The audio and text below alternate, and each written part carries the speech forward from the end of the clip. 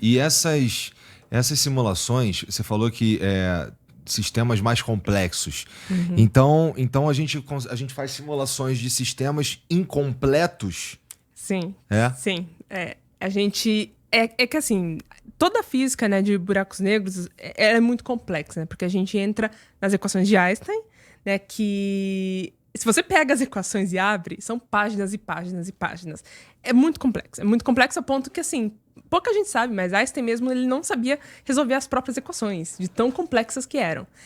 E ele não gostava muito de matemática também, então, assim, não é como se ele fizesse algum esforço pra resolver. Ele não tinha nenhum esforço. Tinha algumas coisas que ele não gostava muito. Eu vi um vídeo no teu Instagram de você falando que ele não era muito fã de mecânica quântica. Ele odiava mecânica quântica. E o Nobel dele é em mecânica quântica, Ele é assim, doido? deve ser uma coisa que ele morreu odiando, assim, sabe? Porque ele nega a mecânica quântica absurdamente. Inclusive, foi nessa treta que nasceu o gato de Schrödinger também, né? Então, assim, tem toda uma treta, assim, envolvendo Einstein com a mecânica quântica.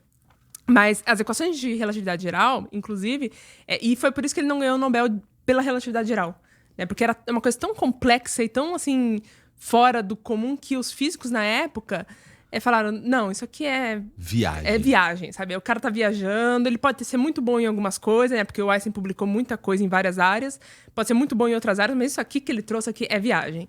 E não deram, assim, inclusive o Nobel, se não me engano, de 1921, de física, foi cancelado, porque o único nome que sobrou era de Einstein. Ele tinha que ganhar, mas o comitê não queria dar pra ele.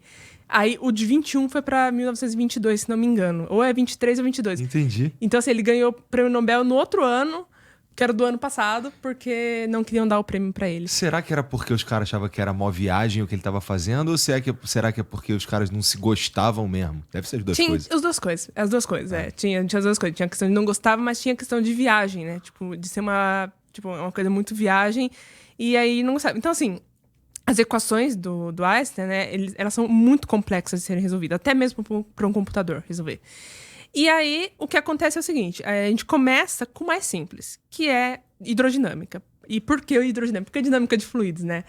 Quando a gente olha para o universo visível, a gente está vendo fluido.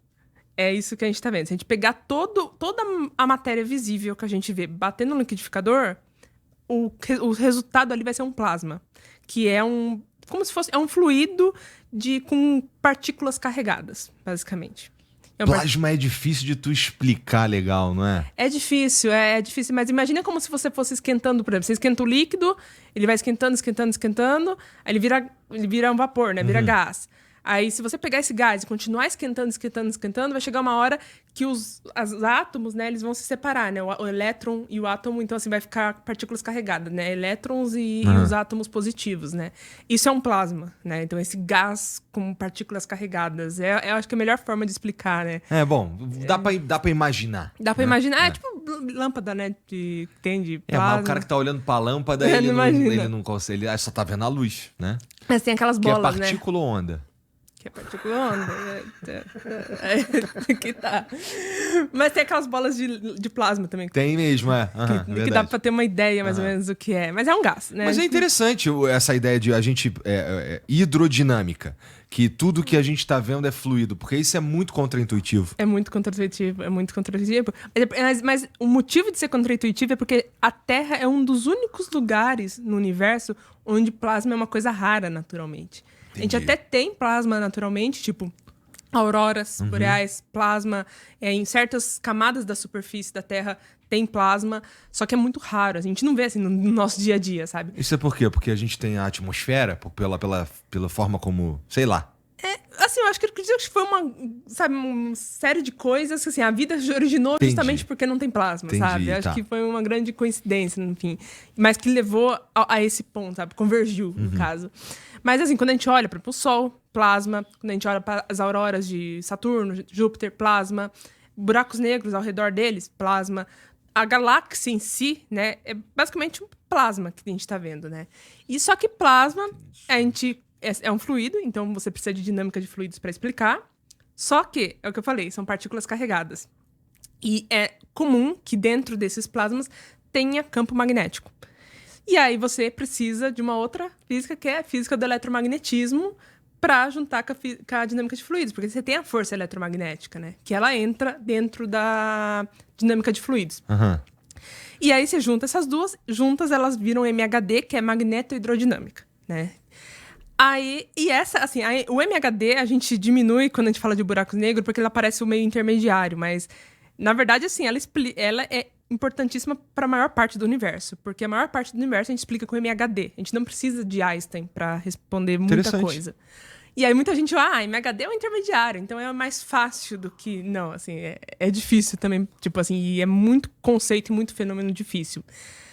E, por fim, né, aí é o último, é o GRMHD, que entra a relatividade geral, junto com o campo magnético, junto com dinâmica de fluido. Então, são 3 áreas da física conversando para explicar que ao redor de buracos negros, ao redor de estrelas de nêutrons, então, objetos extremos, assim, eles precisam de GRMHD. Uhum. E existe até uma vertente que é GRRMHD, que aí adiciona radiação além disso. Então, assim, e essas simulações, elas ficam cada vez mais complexas, ainda mais se você for para 3 dimensões, né? Então é por isso que a gente não consegue resolver essas equações, sabe? Imagina você pegar 3 áreas, tipo, relatividade geral, que já é difícil pra caralho. Uhum. Aí você pega eletromagnetismo, que também tem sua dificuldade. Dinâmica de fluidos, que tem a equação do milênio, que é aquela equação que ninguém nunca conseguiu resolver, sabe? Aí você junta os 3 numa coisa só, assim, nenhum computador consegue resolver, sabe? Porra, o que vocês chamam de objetos extremos? Buraco negro? Estrela de nêutrons, anãs brancas também. Aí também entra em algumas coisas hipotéticas, tipo buraco de minhoca. Uhum. Porque é hipotético, mas entraria nesse caso, né? Mas, assim, geralmente estrela de nêutrons, né? Que aí entra toda a classe de estrelas de nêutrons, que é pulsares, magnetares. Mas, geralmente, são esses 3 que a gente fala remanescentes de estrelas, né? Anã branca, estrela de nêutron e buraco negro. Remanescentes de estrelas. Que são quando as estrelas morrem. Interessante. O buraco negro, ele causa, assim, muita curiosidade na galera. Em mim, e eu vou chutar aqui na galera, por várias razões. Primeiro que... a gente não consegue olhar para o céu e ver um buraco negro. Sim. Né? Segundo que a gente tem um monte de especulação que a gente ouviu por aqui, não tô falando do que você tá falando, tô falando do que a gente vê na mídia, do que a gente vê nos filmes, do que a gente vê por aí, né? Então a gente já viaja muito naquilo tudo ali, como deve ser perto de um buraco negro ou qualquer coisa assim. E de fato, algo que dá para chamar de objeto? Vocês chamam de quê? Assim, a gente chama de objeto, geralmente. Tá, se você pegar algum livro de relatividade geral, vai te chamar de objeto. Então, você não tá errado. Tá. Mas, em geral, eu chamo de região do espaço-tempo justamente para evitar a confusão. Uhum. É uma região do espaço-tempo.